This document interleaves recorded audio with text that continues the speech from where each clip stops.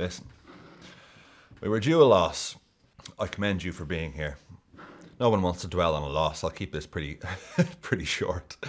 The last month we were, getting in these 3-3s, 6-3s, 2-2s, where previously we'd had months of slot specials, which was definitive wins, controlling games and keeping clean sheets. The last month or so, we haven't really been doing that. And so because we were due a loss, I think, to get the loss out of the way in a Carabao Cup, first leg, away fixture, I'm like, okay, I can take that. I'm not even that mad about it, to be honest. I mean, it's just a little bit like, we didn't play great. It's a bit concerning that we're conceding goals, kind of cheap goals as well. I mean, I'll talk about their goal. Actually, I'll talk about their goal now. A lot of shite. What's this prick's name? Bergville. Shouldn't have been on the pitch. Now, granted.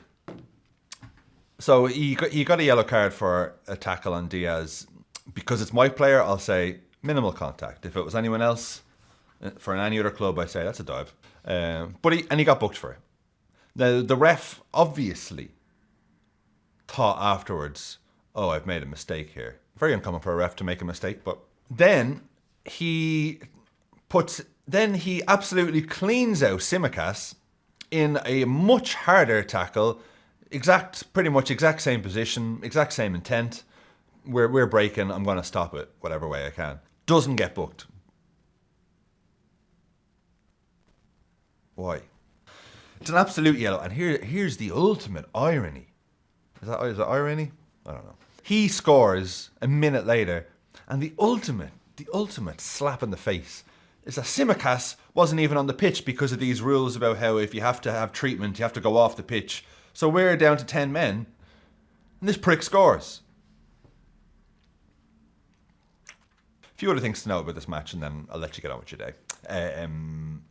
I've seen that new technology, speakers, of actually hearing the ref, which is great. A bit pointless. No one really asked for that. Would you be able to hook up the audio for what we're hearing in VAR? Why can't we hear that? Do you know what I mean? And so, because Spurs had a goal ruled out offside about 10 minutes before they actually scored. I actually thought he was on initially. And then I'm looking at it, I'm like, oh yeah, he's off. Then I have to wait 2 minutes. And you know what the annoying thing is that like I'm looking at them in Stockley Park or wherever the fuck they are. And I see them talking about it, I'm like maybe I'm naive. But just draw the fucking line, mate. What's all this? And I see them there, and at one point where I see them just gone like looking at the screen like this, and I'm like, are you just looking at the same picture that I'm looking at and just thinking, is he? Don't you have some method of drawing the lines and and then it's like, okay, so we see, and the commentators see, oh yeah, you're waiting for that line to be drawn, you're waiting to see that red line, you're like, offside, come on. And I'm like, okay, so let's get on. And then the ref is like, you know what, this is what I said to her. And I said, listen, offside. Why do we have to wait another 30 seconds from the decision being made to the ref saying anything? I'm like, the camera's just on the ref. I'm like, call it. And then you get this thing, his little voice. And I'm like, okay, great. But like, you can kind of do the same thing with, I don't understand. Why can't we just hear everyone? It's like, yeah, I know what the decision is. I don't need your voice to tell me that. I would like to hear their voice and how they reached the decision. This whole thing of hearing the VAR team a month later in very cherry-picked moments is a little suspect, I'll say.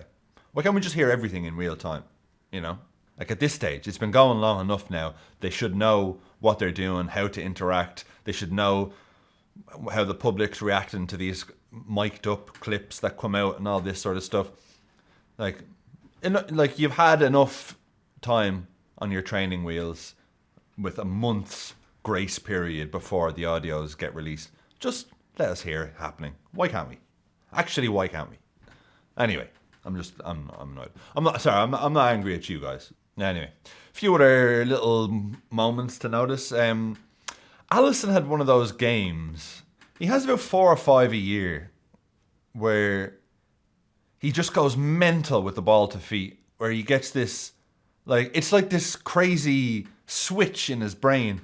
4 games a year, I find myself constantly going, like, Alisson, what are you doing? You know, there's one point where, like, okay, he's about to kick it away. I'm always in favour of keepers just fucking boot it. But he will turn back in. The player kind of got a little touch on it. It's like, oh. And then Alisson's like, no, I have it. And then like, okay, clear it.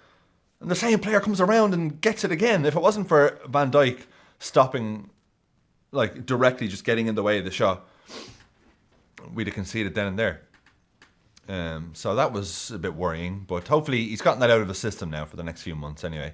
A shame to see Kwanzaa go off, but obviously great to see Endo coming on, who's genuinely just as good a centre-back as he is a midfielder.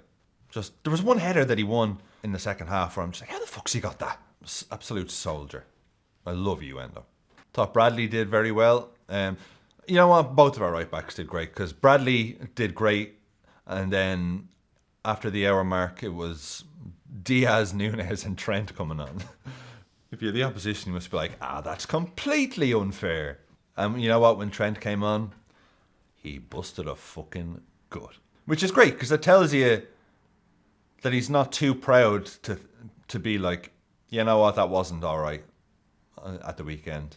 He chased everything down. He was just fucking up for it. He was like, fucking yeah, come on. Like, that's the Trent I want every game. I don't just want this and then go back to kind of somewhere in the middle. Like, just give me that every game. And also keep doing what you're doing. Because Trent actually, like, with these 3 subs, particularly with Diaz and Trent, you know, that's when I thought, okay, this game is ours now, because by that last 20, 25 minutes, I thought they were really fading, and I thought it seemed like a matter of time until we scored. Trent was great on the ball. He kept pressure on whoever was down that wing to not just give them an easy time. It's actually a crime against football that Dragusin cleared that off the line.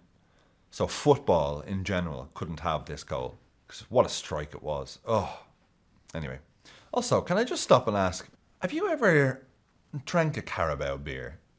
Has anyone drank a Carabao beer? Has anyone seen Carabao beer on sale anywhere? How the hell are they, what is it, like some sort of 6 million a year sponsorship deal? How is it called the Carabao Cup? What sort of shady dealings are going on here? How the hell? And when are they going to feck off? I'm sick of calling it the Carabao Cup. It cheapens it.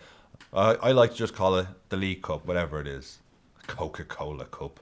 The Worthington Cup. Can't you at least find sponsors with a bit of oomph in their name? The Heineken? No, that's taken. Anyway, what else can you say? It's a loss. It was coming, and I'm glad that we got it out of the way in not a league match.